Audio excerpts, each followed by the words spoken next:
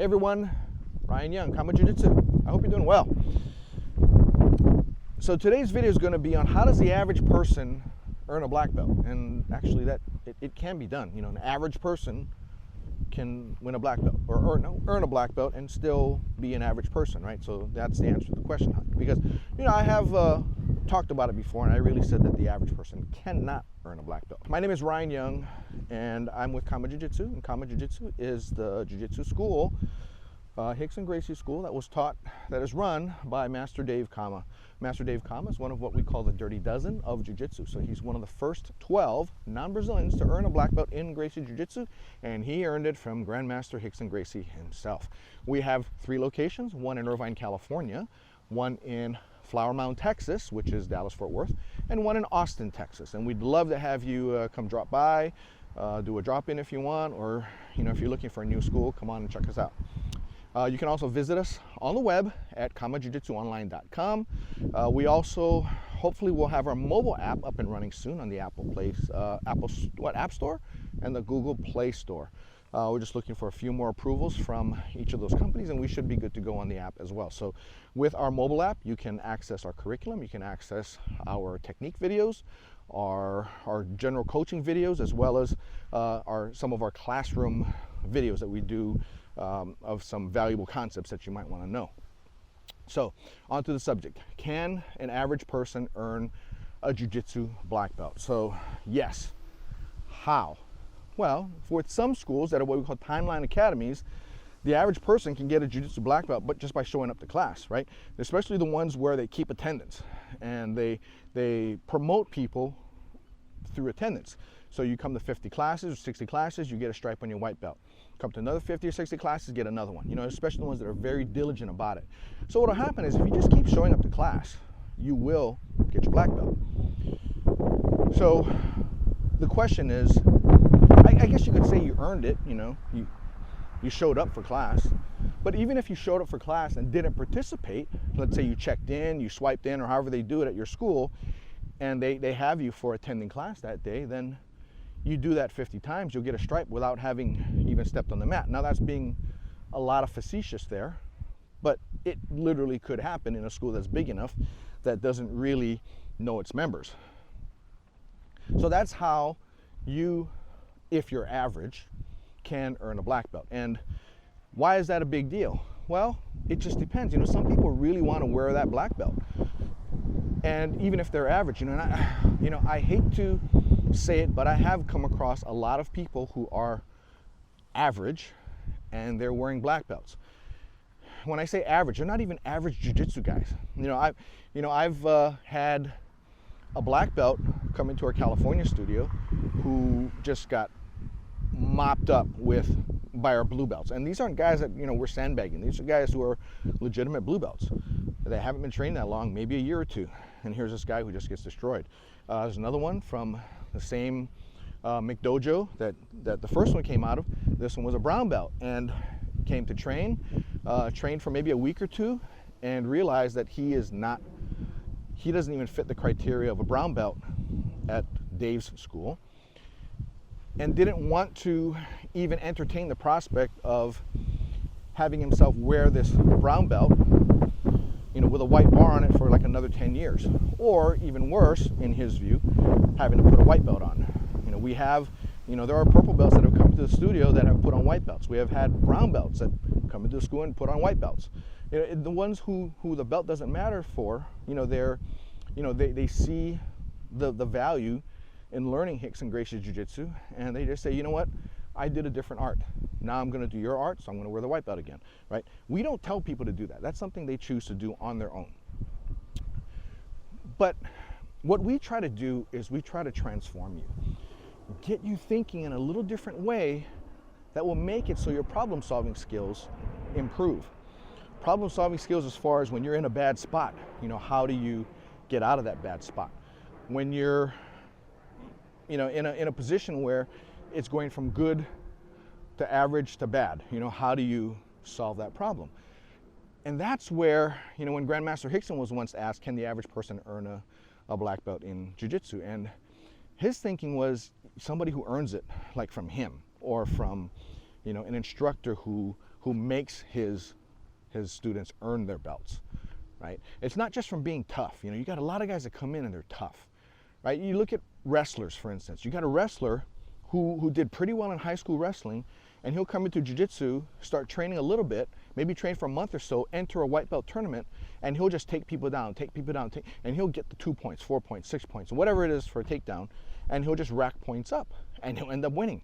And he's thinking, man, this jiu-jitsu is easy. You know, I've only been here for a month, and I've already won the white belt tournament, and you know, he can dominate a lot of the blue belts in his school, so his instructor gives him a blue belt. Goes in a tournament, does the same thing, just takes people down left and right, and that's how he wins. He wins by points. You know, he won 10-0, right? Because the blue belt that was against him in a tournament just could not take him down, but he won 10-0. So if he keeps on this path, you know, at some point, you know, the purple belts kind of things even up, but then he just has to get one submission down, and he can start submitting purple belts. And then he gets to his brown belt, and next thing you know, the instructor goes, well, you're a brown belt, so another year or two at brown belt, I'll give you a black belt. So here's a guy who really is a wrestler who learned how to do a couple of submissions, but was good enough in competition, showed up for class for all the necessary time, had all the attendance checks checked, all the attendance boxes checked, and he made his, I don't know how many thousand classes, whatever they require for you to come, but he did it, and because of that, he's a black belt.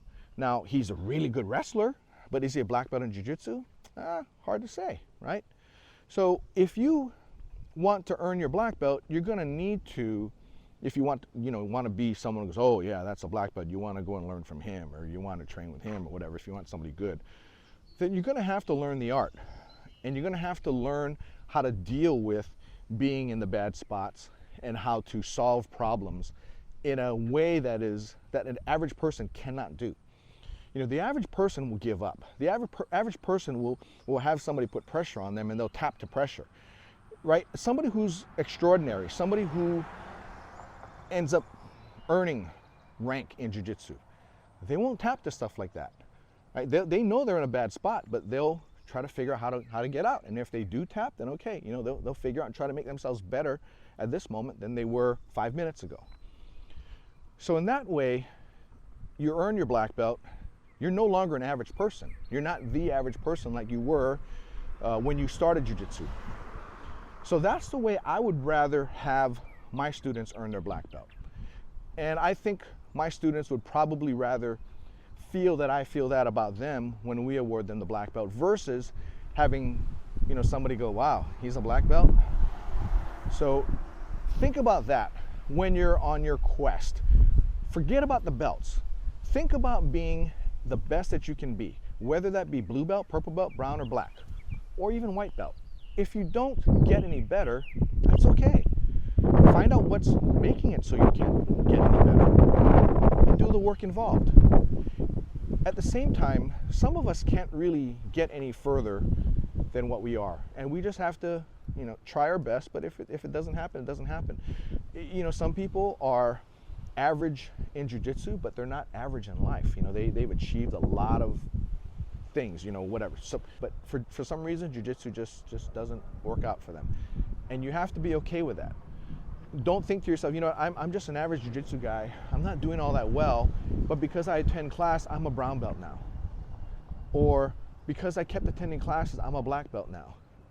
You know, do you want to wear that? I guess, you know, there are some people that do want to wear it. I know of a lot of people that do wear it, and they start putting on their Facebook and their Instagram, you know, hashtag black belt life, you know, that type of stuff, or hashtag, you know, it's all about the journey, when, you know, they didn't really learn all that much. You know, they're still, you know, their jiu-jitsu is still below average. I mean, it might be average for a blue belt, but they're wearing a black belt. So try not to really delve into the belts all that much. Just think of it as we all have levels that we reach. Not everybody can be a black belt in jiu-jitsu. Anybody who tells you that is lying.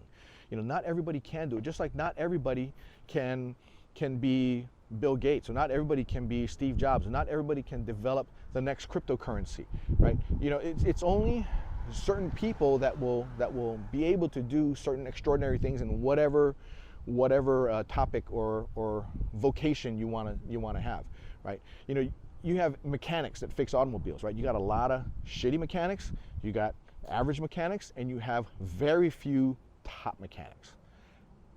And not everyone can be a top mechanic. So if you look at that video that I did a while back on the Pareto principle, you'll see that for every occupation or everything, there's always going to be your top 10%, your top 20%, and then everybody else. And unfortunately, we all kind of fall into the everything else category in certain topics. Now, I'm not trying to discourage you. I want you to do jiu-jitsu. I want you to try it. I want you to learn it. I want you to go through the trials and tribulations of training in jiu-jitsu. But at the same time, I don't want you to be disappointed if you're not one of the top 10%. Or even if you're one of the top 20%. Or even if you're average. It doesn't matter at the end of the day. What matters is that you're getting the benefit of jiu-jitsu. And for that, everybody can take advantage of that. If you made it this long, please go ahead and like, and if you're a new watcher to our channel, please subscribe to our videos. I really appreciate it. And if there's anything that you'd like to see, go and visit us at kamatjujitsuonline.com or check on your Google Play Store or your App Store and see if you can find the Kama Jiu-Jitsu app there. Hopefully it's there by the time you're watching this. Anyway, that's all I got for you. Take care. Happy training. Bye now.